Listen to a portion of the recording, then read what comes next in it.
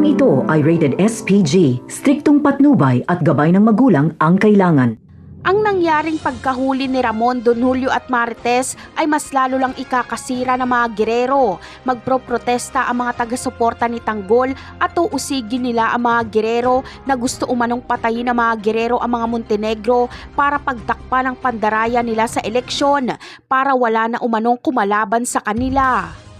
Batid ni Roberto ang inihaing electoral protest ng mga Montenegro kaya nangangamba siyang magkaroon ng manong-manong bilangan. Kaya kailangan na agad na mapatay si Tanggol para kahit magkaroon ng manong-manong bilangan at manalo si Tanggol ay si Miguelito pa rin ang uupo dahil wala na si Tanggol.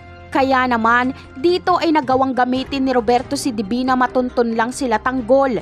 Ipinangako niya kay Divina na kapag wala na si Tanggol ay mapapawalang sala si Divina at magiging magkasosyo pa sila ni Roberto sa mga iligal na negosyo at protektor pa si Roberto. Kaya papayag agad si Divina dahil hangad niya ang yumaman ng husto at maging makapangyarihan. Samantala, dahil sa pagtatraidor ni Divina ay maraming inosente ang namatay, kaya galit na galit si Tanggol at hindi siya magdadalawang isip na tapusin si Divina kahit may pinagsamahan pa sila. Kaya agad na makakarma si Divina. Si Tanggol mismo ang tatapos sa kanya. Nagkamali si Divina ng desisyon.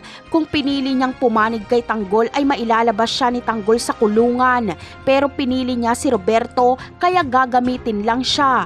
Kapag mahuli na ni Roberto si Tanggol ay itutumba niya rin si Divina.